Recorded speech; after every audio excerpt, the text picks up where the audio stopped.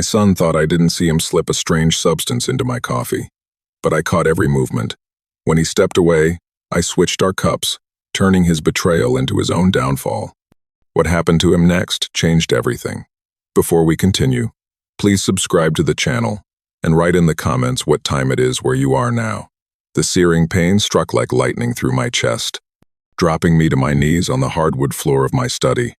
My hands pressed against my ribs as waves of agony rolled through my torso. Cold sweat broke out across my forehead despite the autumn warmth filtering through the windows. "Dad?" Kieran's voice cut through my labored breathing. "What's wrong?" I tried to respond, but only managed a choked gasp. The pain felt like molten metal spreading through my veins, unlike anything I'd experienced in my 62 years. My vision blurred as I focused on my son's face hovering above me, his dark eyes wide with what appeared to be genuine concern. "Something's wrong," I finally rasped, one hand clutching the edge of my mahogany desk. "Feels like my heart's racing out of control."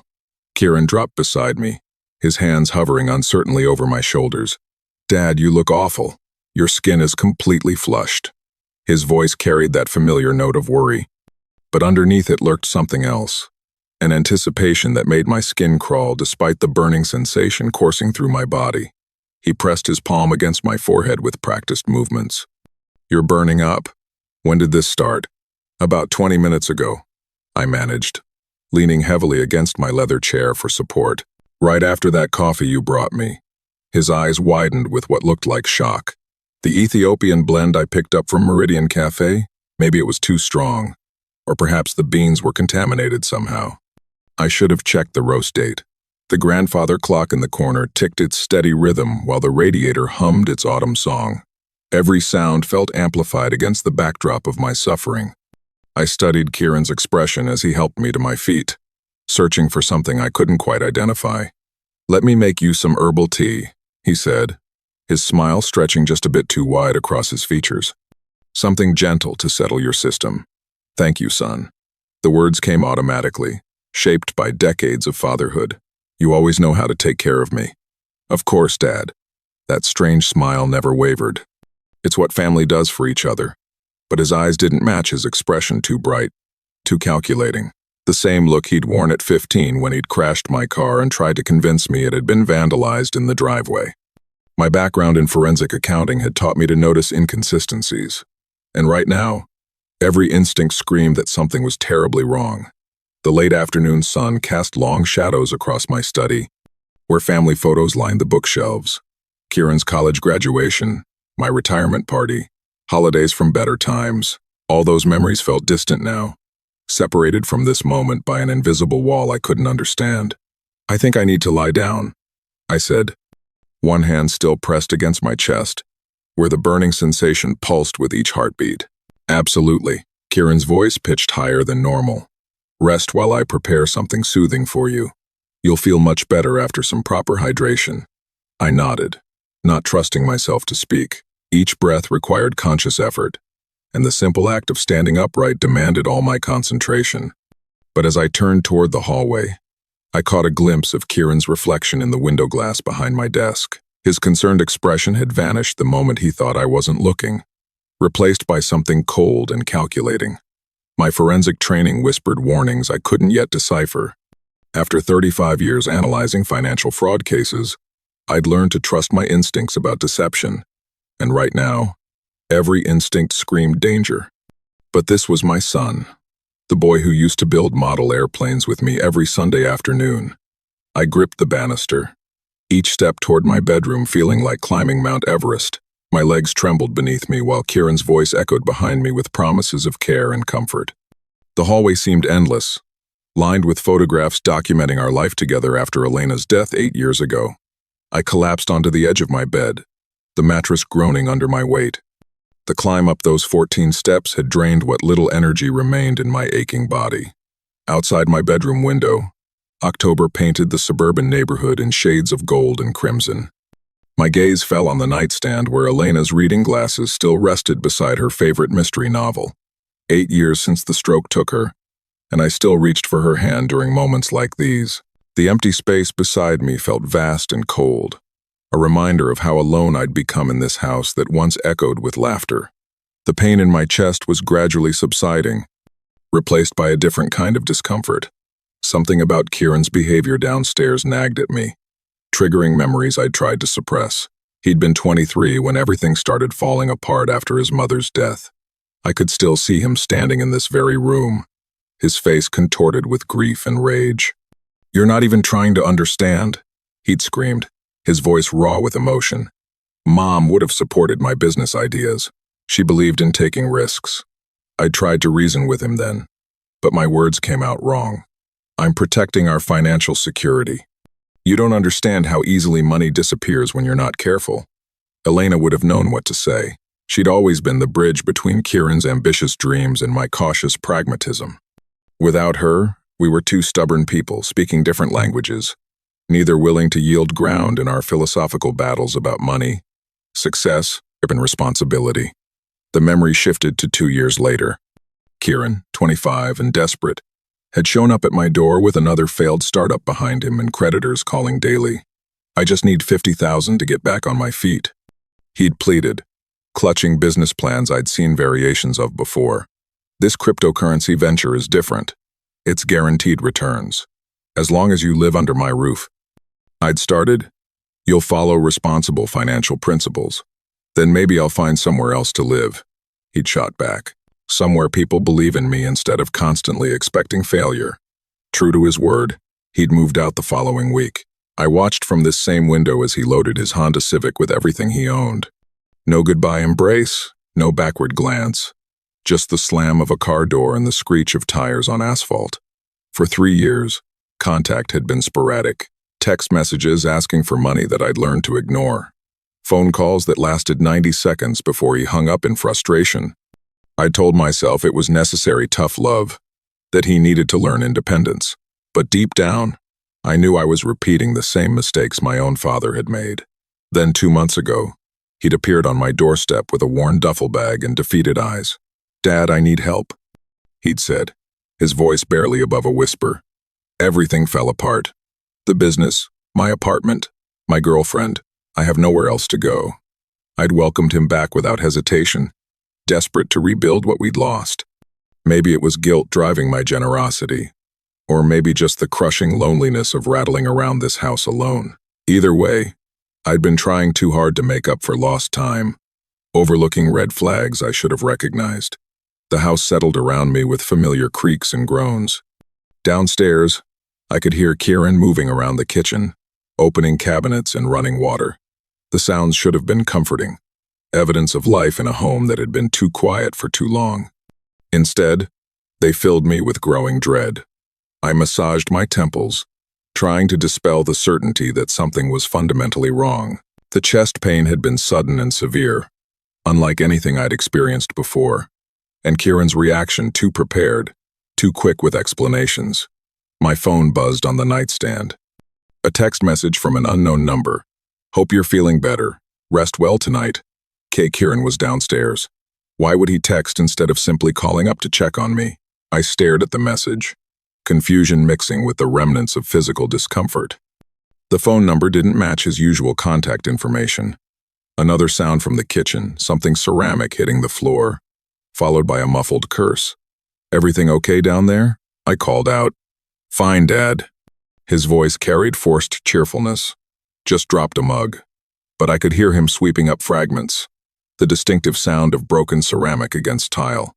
Why lie about something so trivial? I touched my wedding ring, seeking comfort in its familiar weight.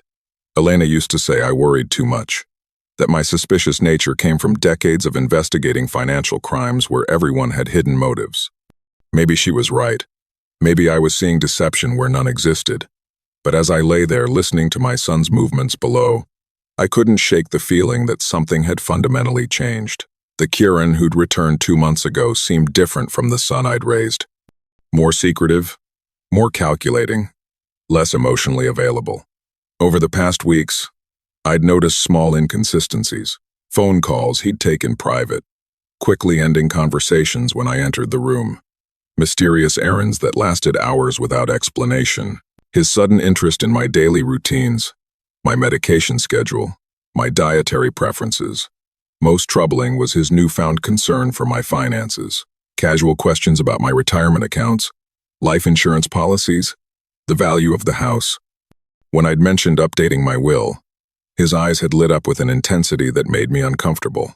"Just want to make sure you're protected, Dad," he'd said when I questioned his interest. After Mom died, we learned how important proper planning is. The rationalization made sense, but something about his delivery felt rehearsed, like he'd practiced the conversation beforehand. I forced myself off the bed and moved to the window overlooking our quiet street. Mrs. Hendricks across the way was walking her golden retriever, the same evening routine she'd maintained for 12 years. Everything appeared normal, peaceful, unchanged. But inside this house, I felt like a stranger observing my own life. The family photos lining the hallway showed a different Kieran, younger, more genuine, before disappointment and failure had hardened his features. When had that light in his eyes been replaced by something colder? Kieran's voice drifted up from the kitchen, pulling me from my brooding thoughts back to an uncertain present. I could hear him talking to someone, though I couldn't make out the words. Another phone call he didn't want me to overhear. I forced myself toward the stairs, each step carefully measured. The wooden banister felt solid under my palm, grounding me as I descended into whatever waited below. With each step, my forensic training reasserted itself. If something was wrong, I needed evidence. I needed to observe without being obvious, gather information without triggering suspicion. The kitchen glowed with warm overhead lighting when I reached the bottom of the stairs. Kieran stood with his back to me, hunched over the counter near the coffee maker. His shoulders moved in quick, deliberate motions, and he spoke in low, urgent tones to someone on his phone. "No, it didn't work as expected," he was saying. "He's more resistant than we thought. We might need to adjust the approach." I remained frozen at the kitchen entrance, my blood turning to ice water as understanding crashed over me. My son was discussing me like a problem to be solved, an obstacle to be overcome. "We'll try again tomorrow," Kieran continued, unaware of my presence. "Double the dose if necessary." He trusts me completely now. I watched as he reached for something hidden behind the coffee maker, a small glass vial containing white crystalline powder. With practiced efficiency, he measured out a portion and began preparing 2 fresh cups of coffee. The motions were quick and professional, like he'd rehearsed this routine multiple times. My breath caught in my throat as the full scope of his betrayal became clear. My own son was systematically poisoning me. Every instinct screamed at me to confront him immediately, to demand explanations, to grab his shoulders and shake sense into him. But 35 years of investigating financial fraud had taught me the value of evidence over emotion. I remained motionless in the doorway, watching my child become a stranger before my eyes. Kieran ended his phone call and tucked the device into his pocket. He stirred the coffee with intense concentration, ensuring whatever he'd added dissolved completely in the left cup. "Perfect," he murmured to himself, a satisfied smile playing across his features. The left cup, my usual spot at the kitchen table. He knew my habits, had studied my routines during these past 2 months. This wasn't impulsive. It was calculated, premeditated, methodical. Kieran straightened and turned halfway toward the hallway. "Dad, coffee's ready when you feel up to it." "Coming, son," I managed, forcing my voice to remain steady despite the chaos in my mind. I entered the kitchen as if I'd seen nothing suspicious. "Smells wonderful. You know exactly how I like it." "Of course," he beamed, that artificial brightness returning to his voice. "I made it extra strong tonight. Thought you might need the energy boost." The poisoned cup sat precisely where I always sat, at the head of the small kitchen table where Elena and I had shared thousands of meals. He'd positioned everything perfectly, down to placing my reading glasses beside the morning newspaper. "I'll just grab some cream from the refrigerator," Kieran said, turning his back to me once again. This was my moment. The instant he disappeared behind the refrigerator door, I moved with speed and silence that surprised even me. 3 quick steps to the table, swapped the coffee cups, stepped back to my original position. The entire exchange took less than 5 seconds. Kieran emerged with a small pitcher of cream, still wearing that false smile. Perfect timing. Everything's ready. He carried both cups to the table, placing the poisoned coffee directly in front of his own chair. I watched as he settled across from me, completely unaware that his deadly plan had been reversed. The irony was almost too much to process. My son was about to consume his own poison while expecting to watch me suffer. "How does it taste?" he asked as I lifted the first sip to my lips. "Perfect," I replied, studying his face for any sign of recognition. Just what I needed after this afternoon. The coffee was actually quite good. He'd always been particular about his brewing methods, taking pride in sourcing quality beans and perfecting his technique. Even while plotting my murder, he maintained his standards. Kieran took his first sip, and I studied every micro-expression on his face. Nothing. No recognition, no suspicion, no awareness that anything had changed. He continued drinking with apparent enjoyment, occasionally glancing at me with what looked like eager anticipation. Minutes passed in tense silence, broken only by the gentle clink of ceramic against saucers. I found myself watching every movement he made, waiting for the moment when realization would dawn. How long before whatever he'd used took effect? What exactly had he put in that coffee? "You seem much better already," he observed, dabbing his lips with a napkin. "Colors returning to your face." "Yes, feeling stronger." I kept my voice level despite the storm raging inside my mind. "Thank you for taking such good care of me." The irony of those words felt like poison itself. My son, my own flesh and blood, had just attempted to murder me, and here he was making casual conversation while unknowingly consuming his own weapon. Around the 15-minute mark, I noticed the first signs. Kieran's hand trembled slightly as he reached for his cup. A thin sheen of perspiration appeared on his forehead despite the comfortable temperature. His breathing became more rapid, more shallow. "Dad," he said suddenly, his voice taking on a note of concern. "I'm feeling a bit strange. Dizzy, maybe." "Strange how?" I leaned forward, feigning worry while mentally cataloging his symptoms. My heart's racing. He pressed a hand to his chest, his eyes widening with confusion and growing alarm. "And I feel burning in my stomach. The same sensations I'd experienced an hour earlier. Whatever he'd been using was fast-acting and potent." I watched as my son's face grew pale, then flushed as the substance worked its way through his system. "Maybe you should lie down," I suggested, standing as if to help him. "No, something's really wrong." Panic crept into his voice as he struggled to stand. "Dad, I think I need to go to the hospital." "What exactly did you put in my coffee, Kieran?" The question hung in the air like a blade. His face went completely white as understanding crashed over him. For a moment, he looked like the little boy who used to confess to breaking windows rather than live with the guilt. I don't know what you mean," he stammered, but his eyes told a different story. "I saw everything." My voice carried the cold authority I'd used in fraud depositions. The vial, the powder, the phone conversation about doubling the dose. Kieran's mouth opened and closed soundlessly, his hands shaking as the poison continued its work. "Dad, you don't understand. I wasn't trying to hurt you." "Then what was in that vial?" "Vitamins?" Tears began streaming down his face. Whether from emotion or physical distress, I couldn't tell. "I needed the money, Dad. I'm in serious trouble." I thought maybe if you just got sick enough to need constant care, you thought you'd inherit faster." The words came out flat, emotionless. "It wasn't supposed to be fatal," he sobbed. "Just enough to make you dependent, maybe have some heart problems." It would have looked natural, age-related. The casual way he discussed my slow murder chilled me more than outright hatred would have. This wasn't a crime of passion born from desperation. It was calculated, methodical, rehearsed with someone else's guidance. "Get out," I said quietly, but with unmistakable finality. "Dad, please." Kieran swayed on his feet, clutching the table for support. "I need help. Whatever I took, it's making me really sick." "You took exactly what you intended to give me." I stood, my full height adding gravity to my words. "You have two choices. Leave immediately, or I call the police and let them sort this out. You can't throw me out.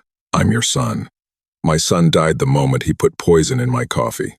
I pulled out my phone, finger hovering over the emergency number. 1 minute to decide. He stumbled toward the door, his breathing labored and uneven. "This isn't over, Dad. You don't understand what you're dealing with. There are people who need this money." Then they can explain themselves to the authorities when I file my report. You wouldn't dare turn in your own family. Try me." Kieran grabbed his jacket from the hall closet, his movements clumsy and uncoordinated. At the front door, he turned back with wild eyes. "You'll regret this.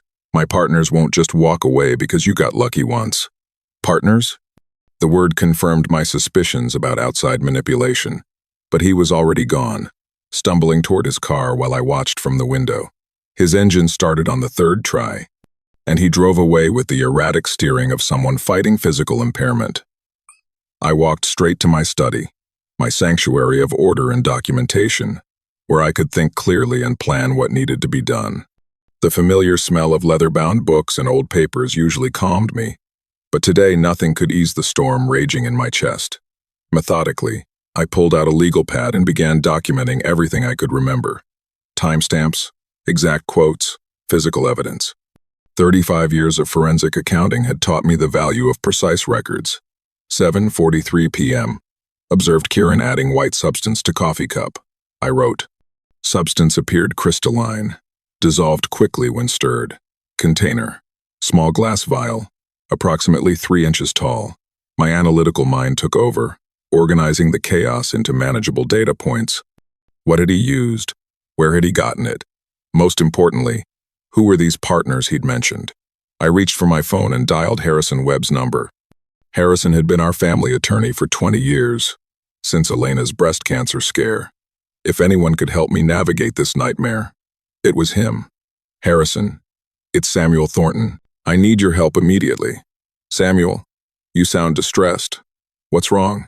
My son tried to poison me tonight. I have evidence. We need to talk tomorrow. A long pause. Samuel, that's an extremely serious accusation. Are you absolutely certain? I saw him do it.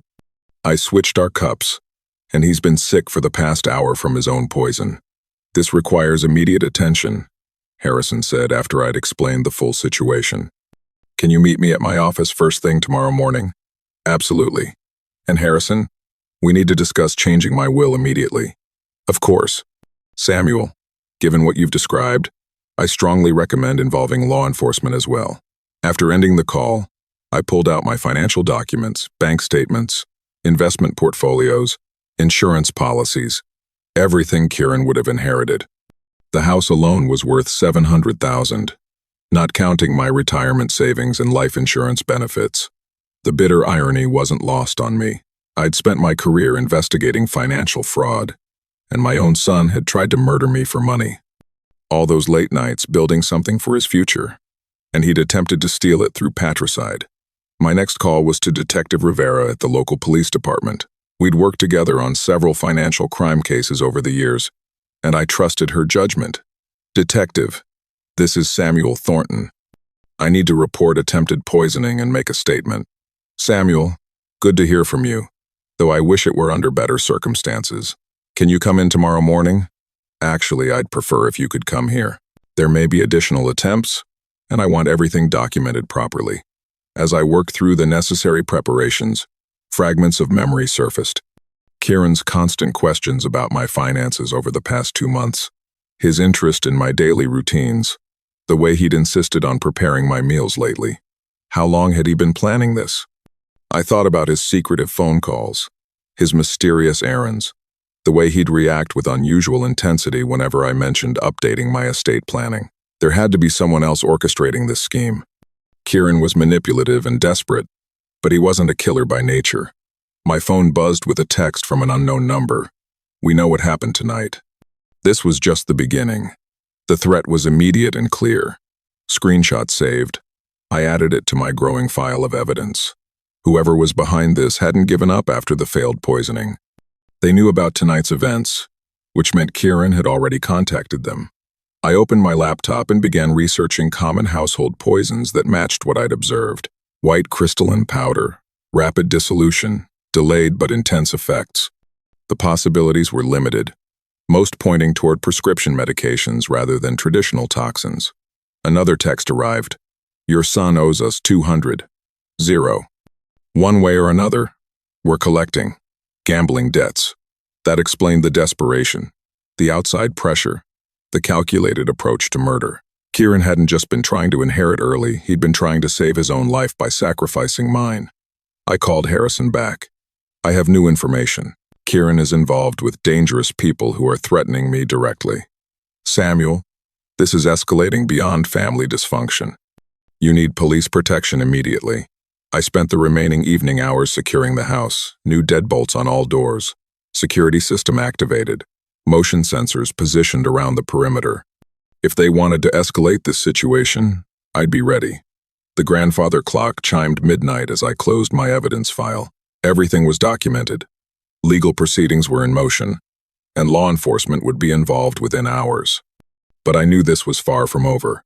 The sound of car doors slamming in my driveway jolted me from restless sleep at 2:17 a.m. Through my bedroom window, I watched 3 figures approach my front door in the pale moonlight. Kieran walked between 2 larger men, his movements still unsteady from the previous evening's poisoning. I remained calm, reaching for the panic button I'd installed that afternoon. The security cameras were recording everything. Emergency services would respond within minutes. But first, I wanted to hear what they had to say. They didn't bother knocking. The front door rattled as one of the men tested the handle, then stepped back and kicked hard. The new deadbolt held, but the door frame splintered with a sharp crack that echoed through my house. "Mr. Thornton," a gravelly voice called as they entered uninvited. "We need to have a conversation." I descended the stairs slowly, hands visible, projecting calm authority despite the circumstances. The 3 men stood in my living room like predators claiming territory. Kieran looked terrible pale, sweating, his eyes darting nervously between his companions. "Gentlemen," I said, settling into my leather armchair as if hosting expected guests. "Breaking and entering is a serious crime." The apparent leader, a thick-set man with prison tattoos covering his forearms, smiled without warmth. "So is poisoning family members. Seems we're all guilty of something tonight. Your boy here owes us money," the second man added, gesturing toward Kieran. "Lot of money. We're here to collect. Then you should discuss that with him directly. I'm not responsible for my adult son's debts." Kieran stepped forward, his voice cracking with desperation. "Dad, just sign the papers. Transfer the house to me and everyone walks away happy." "Transfer documents?" I studied the folder one of the men carried. "How convenient that you came prepared." "Smart old man," the leader snarled, "but not smart enough to mind his own business. You're going to sign those papers, or we'll find more permanent ways to resolve this situation." "Or what?" I kept my voice level. Professional. "You'll poison me?" Kieran already tried that approach. The room fell silent except for the steady tick of my grandfather clock. The men exchanged glances, realizing I knew more than they'd expected. "Dad, please," Kieran pleaded. "These aren't people you can negotiate with. Just give them what they want." "What I want," I replied, "is for my son to face the consequences of his choices instead of dragging his family into criminal conspiracies." The leader moved closer, using his size to intimidate. "Consequences? Let me tell you about consequences, old man. Your boy borrowed 200 grand to chase some cryptocurrency scheme. When that failed, he borrowed more to try doubling down. Now he owes us money he doesn't have. So you convinced him to murder his father for the inheritance. We suggested creative solutions to his financial problems." The man's smile turned. "Predatory. Kieran came up with the poisoning idea all on his own. I looked at my son, searching for any trace of the boy I'd raised. Is that true, Kieran? Was killing me your idea?" Tears streamed down his face as he nodded. "I panicked, Dad. They said they'd kill me if I didn't pay up by Friday. The insurance money, the house. It seemed like the only way." The second man pulled out a gun, not pointing it directly at me but making its presence known. "Enough family therapy. Sign the papers now, or this gets much uglier." I reached beneath my chair and pressed the silent alarm button I'd installed. "I have a better suggestion." The wail of sirens cut through the tension like a sword through silence. All 3 men spun toward the windows as red and blue lights began painting my living room walls. The leader's confident demeanor cracked as he recognized the sound of approaching justice. "You called the cops?" Kieran's voice rose to a panicky shriek. "5 minutes ago," I replied calmly. "Silent alarm system. Very reliable." Car doors slammed outside. Heavy footsteps approached the broken front door. The gunman started to raise his weapon but froze as flashlight beams swept through the windows. Police! Everyone on the ground. Detective Rivera appeared first, service weapon drawn, followed by 4 uniformed officers. Her eyes took in the broken door, the threatening postures, and the gun still visible in the second man's hand. Drop the weapon immediately. The criminal conspiracy collapsed in seconds. The gunman threw his pistol aside and raised his hands. The leader cursed viciously but complied with orders to lie face down on my hardwood floor. Kieran simply stood there sobbing as officers moved to restrain him. "Mr. Thornton, are you injured?" Detective Rivera kept her weapon trained on the suspects while addressing me.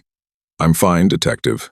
I have video and audio recordings of everything that just happened, including their confession to the extortion scheme."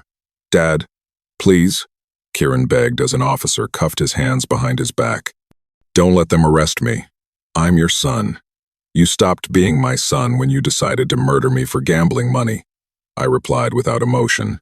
Detective Rivera examined the forged documents they'd brought, property transfer papers, financial power of attorney. This was a comprehensive fraud scheme. "They're also responsible for attempted poisoning yesterday evening," I added, handing her the evidence file I'd prepared. "Everything is documented." The leader tried one last manipulative gambit as officers lifted him to his feet. "This old man is lying about everything. We came here to collect a legitimate debt." "Sir, we have independent evidence from last night's hospital visit," Detective Rivera replied. "Your associate here tested positive for prescription heart medication he had no prescription for." As they were led toward the squad cars, Kieran turned back one final time. "I never wanted it to go this far, Dad. The gambling just got out of control. Choices have consequences, Kieran. You chose to align yourself with criminals instead of asking your family for help." Detective Rivera stayed behind to secure the crime scene and take my formal statement. "Mr. Thornton, this level of evidence preparation is impressive. How did you know to document everything so thoroughly? 35 years investigating financial fraud teaches you to anticipate criminal behavior. I knew they wouldn't simply walk away from this much money. Your preparation just ended a dangerous criminal conspiracy. All 3 will be looking at significant prison time." Through my window, I watched the squad cars pull away with their lights flashing. Kieran sat in the back of one, his face buried in his hands. The men who'd manipulated him occupied separate vehicles, still arguing with their arresting officers. 6 weeks later, I stood in the empty living room of what had been my family home for 23 years. The buyers, a young couple with twin toddlers, would take possession next Monday. Every room echoed with memories, but they felt like artifacts from someone else's life now. The criminal trial had concluded swiftly. Kieran received 8 years in state prison for attempted murder, conspiracy, and fraud. His gambling debt partners got 15 years each for extortion, home invasion, and weapons charges. All 3 would carry felony records that would follow them forever. Rebecca Martinez from Desert Sunset Estates had found me the perfect townhouse in a gated retirement community outside Phoenix. The desert climate would be good for my health, and the security features would provide peace of mind. More importantly, none of the residents knew about my family's criminal scandal. I kept only essential items and Elena's photographs, donating everything else to charity. The new owners could start fresh without the weight of our family's dysfunction contaminating their happiness. My phone rang as I walked through the empty kitchen one last time. Detective Rivera calling with a final update.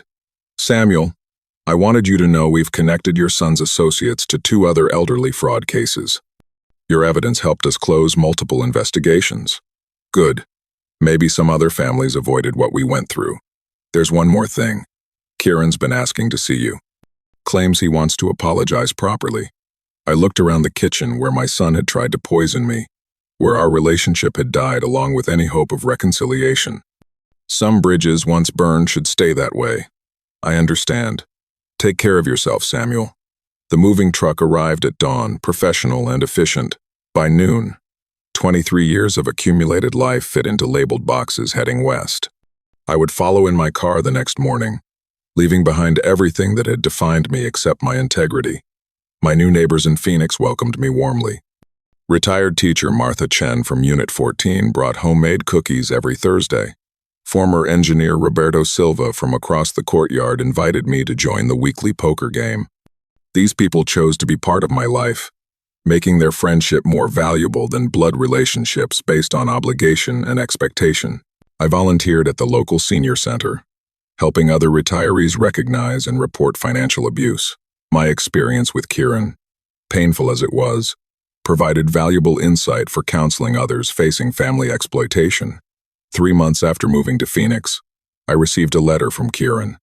He'd found religion in prison and wanted forgiveness, asking for another chance to be my son. I read it once, then filed it with the other legal documents from his case.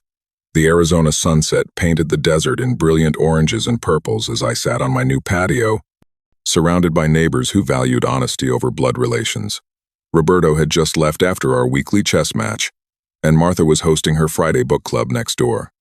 The sounds of genuine friendship and community filled the evening air.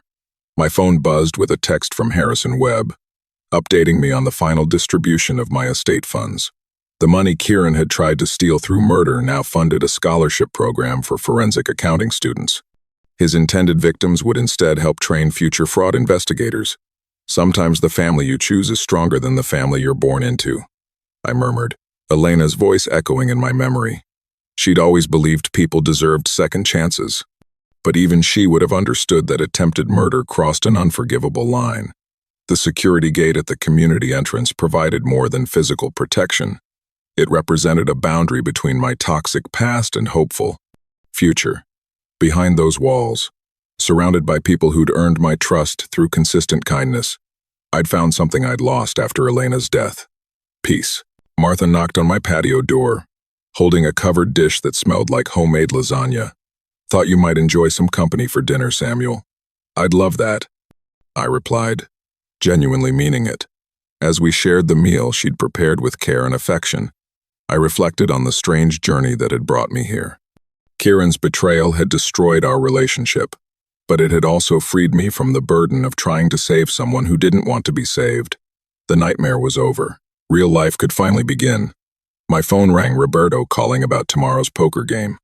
I answered with a smile, ready to enjoy an evening with people who would never try to poison my coffee. If you enjoyed this story, please like this video, subscribe to the channel, and share your thoughts in the comments below. Click the video on the left to hear another shocking family story.